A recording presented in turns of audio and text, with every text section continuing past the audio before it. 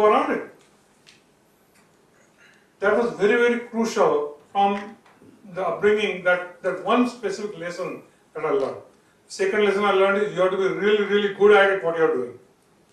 Third thing that is very crucial from the entrepreneurship is tenacity. Without tenacity, there is no entrepreneur. You will go with an idea, you'll bang your head against, you feel like the world is crashing on you, you get up, you go around, you try again, and you try again, and you try again, and you try again, but you don't give up. You will find a way, ultimately you will figure out a way. And you will find that way. It's not an angel or somebody is going to come and tell you. You will find a way. So these are the various virtues that I learned in my upbringing at various aspects of, and I'll tell you how I ended up using as I grew. So first 20 years of my life I spent in Indore. Went through the schooling in Indore, went to engineering college in Indore, and went to US to get my graduation and post-graduation. How was the college life? College life was a great fun. Wonderful college life. There were 200 kids in one class. My kids get shocked because there are 15 people as a dad. There are 15 kids in my class. I said, no, in my class there are 170 to 180 kids in one class. So the college life was wonderful. It was very Udham-oriented college life.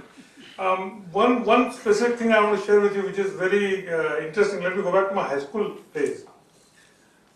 I'm proud, at the same time, I'm sad. Out of 1962, I went in 8th grade. 1965, I graduated in the 11th grade. In those 3-4 years that I stayed in the college, in the high school, that period has produced 2 MPs,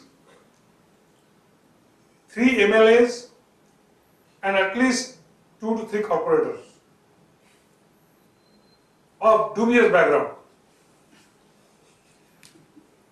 I grew up in a school that was a very rough school. Almost more frequent than others. There used to be latmari, there used to be knifing that went on. It was a very rough neighborhood. Not that I grew up in a rough neighborhood, the way the segregation was done, that's where I ended up. So the street smartness that you learn just to survive is another thing that I picked up out of Indore. I'm not very proud of what some of these people have done and how they got there, but that's how it turned out to be, unfortunately.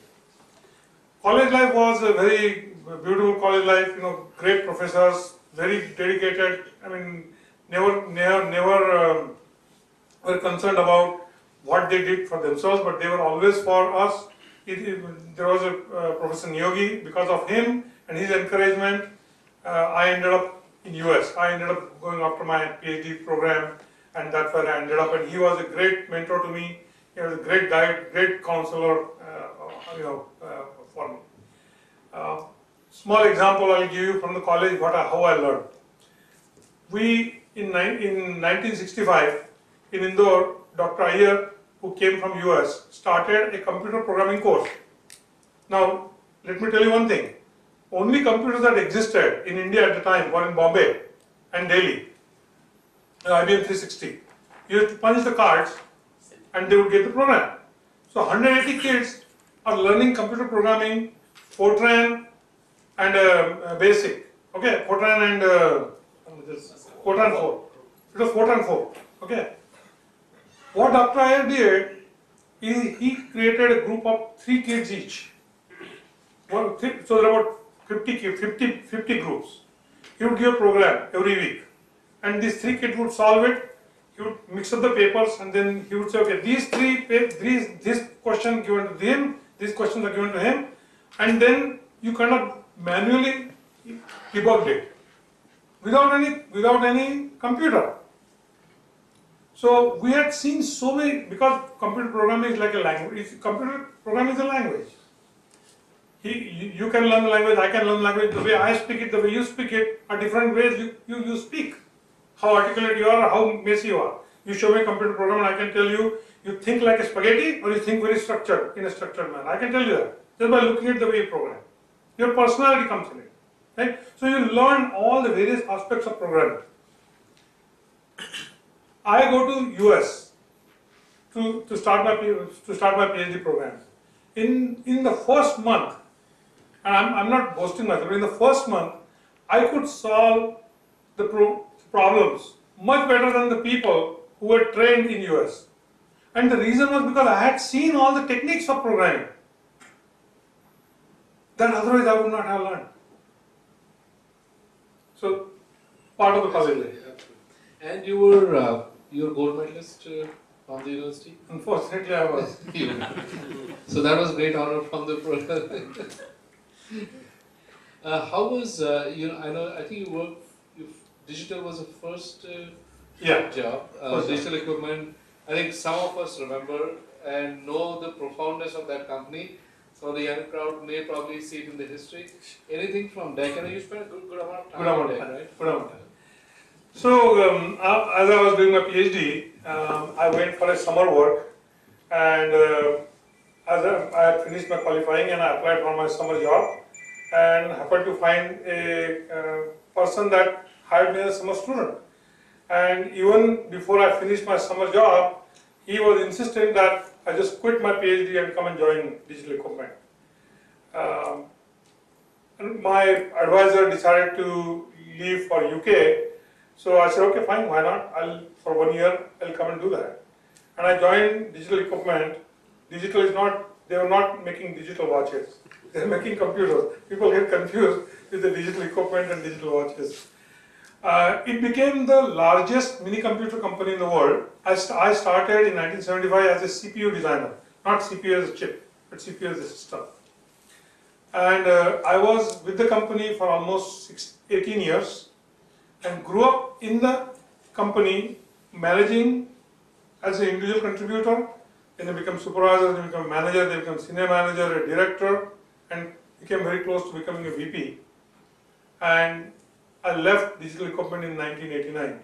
That company taught me a lot. When I joined the company, it had 1,500 people. When I left, it had 140,000. I managed organizations all over the world. Towards the tail end of my career, I had, you name the country, and I had an organization. And I was traveling all over the world. It was engineering and marketing organizations is what I managed. I didn't never manage sales. It was a product line concept that the company worked with.